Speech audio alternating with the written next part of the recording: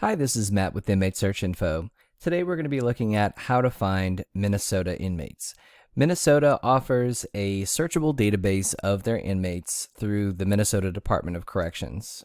Through their offender search page, you can search by one of two ways, either by name or by Minnesota Department of Corrections offender ID numbers. Now, chances are you probably don't have that offender ID number, but if you do, you can click on that, pop it in, and you'll be taken directly to the person that you're interested in. Assuming that you don't have that number, you can enter a name to get some search results, and we'll do that in just a sec. So I've gone ahead and entered a name here, a pretty generic name, just to make sure that we get some results. Minnesota is a little unusual in that they don't have other criteria you can search by aside from the name. So you have to have at least a last name to be able to get a decent search.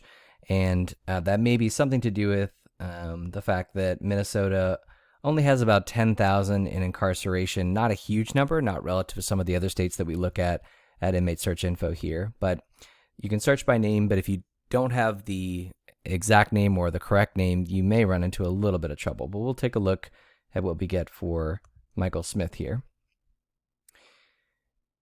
All right, so we got some results, not surprisingly using a very common name. One thing that they do indicate is that it can take several business days for newly sentenced offenders to appear.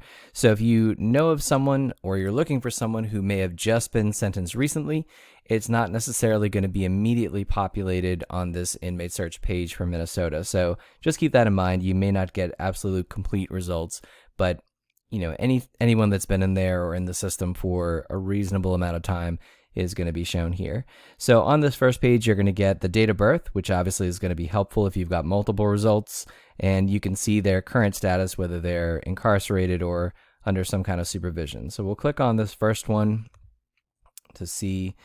We have a photo, obviously kind of like a mugshot, so that we can hopefully identify that we have the correct Michael Smith in this case, if we don't know the date of birth or we're not sure. And we have information on sort of the sentence date, the expected release date, and in this case, we have a caseworker as well and a phone number, so that may be something that's helpful for what you're trying to do. We don't get a laundry list of all the offenses with Minnesota. We only get the highest ranked offense, so if they have a series of offenses, we're only going to see some of that, not everything. However, the court file number may be something you can use for further research if you're trying to get more information. They do give you very helpfully a link if it is someone who's currently incarcerated to the facility where they're located.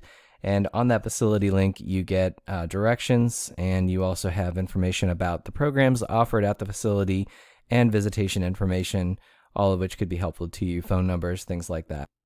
That's pretty much it for the inmate search for Minnesota.